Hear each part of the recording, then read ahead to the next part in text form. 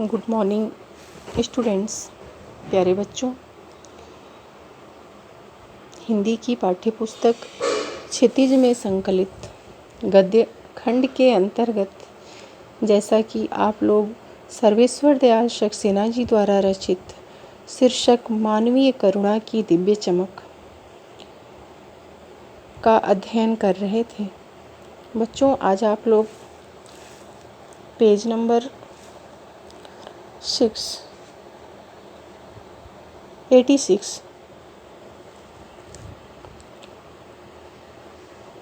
के पैराग्राफ को पढ़ेंगे। गद्य खंड का पैराग्राफ इस प्रकार है।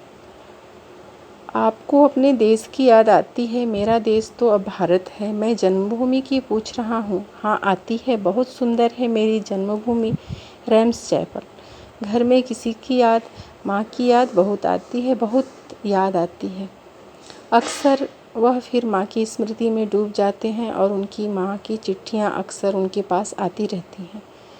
अपने अभिन्न मित्र डॉक्टर रघुवंश को वह उन चिट्ठियों को दिखाते हैं और वह पिता और भाइयों के लिए उनके मन में बहुत लगाव नहीं था। पिता व्यवसायी थे, उनके भाई एक थे वहीं पादरी हो गए थे, एक भाई काम करता था। उनका परिवार है, बहन सख्त जिद्दी हैं।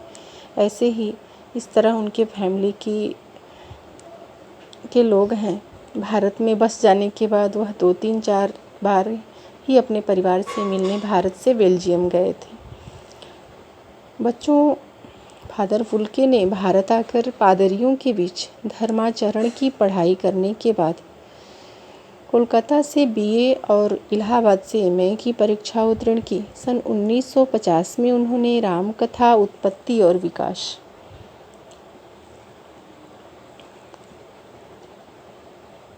तथा हिंदी कोश, अंग्रेजी हिंदी कोश तैयार किया और वह सेंट जेवियर्स कॉलेज रांची में हिंदी और संस्कृत विभाग के अध्यक्ष भी रहे। सन 73 वर्ष की आयु में वे, यानी 73 वर्ष की आयु में वे स्वर्ग सिधार गए। संबंधों की घनिष्ठता के कारण वे सन्यासी होते हुए भी ऐसा नहीं लगते थे। वे दिल्ली आने पर लेखक से स्वयं अवश्य मिलते थे। उनकी यह इच्छा थी कि हिंदी राष्ट्रभाषा बने। हिंदी के प्रति लोगों की उदासीनता देखकर वे झुंझला उठते थे। वे जिससे भी मिलते उनके घर परिवार सुख दुख की अवश्य पूछते थे। बड़े से बड़े दुख में भी उनके द्वारा बोले गए सांत्वना के 2 शब्द जीवन में आशा का संचार करते थे। नेक्स्ट पैराग्राफ में दिया है, फादर वुल्के संकल्प से सन्यासी थे। कभी कभी लगता है वह मन से सन्यासी नहीं थे। रिश्ता बनाते थे तो तोड़ते नहीं थे।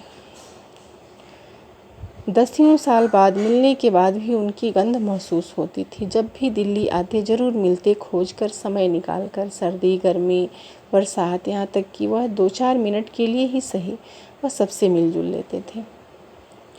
वह हर मंच पर अपनी तकलीफ बयान करते हुए इतने अकाट्य तर्क देते थे कि लोग उनके सवालों से झुंझला जाते थे। हिंदी वालों द्वारा ही हिंदी की उपेक्षा पर दुख करते हुए उन्हें पाया गया है। घर परिवार के बारे में, निजी दुख तकलीफ के बारे में पूछना उनका स्वभाव था। आगे उन्होंने यह बताया है कि वह लोगों से उनके दुख को पूछकर उनके मुख से सांत्वना के जादू भरे 2 शब्द सुनना एक ऐसी रोशनी से भर देता था जो किसी गहरी तपस्या से जन्मती है। हर मौत दिखती है जीवन को नई राह। उनको बच्चों, फादर वुल्के हिंदी को भाषा बनाने के पक्षधर थे। वे हर मंच पर हिंदी को अपनाने की बात करते थे। वे इसलिए अकाट्य तर्क देते थे। जब लोग हिंदी के विकास में बाधा डालते थे या उन्हें हिंदी की उपेक्षा करने वाले हिंदी भाषियों पर बहुत दुख होता था, फादर वुल्के हिंदी की उपेक्षा करने वाले लोगों से आत्मीय दुख प्रकट करते थे। जब लेखक ने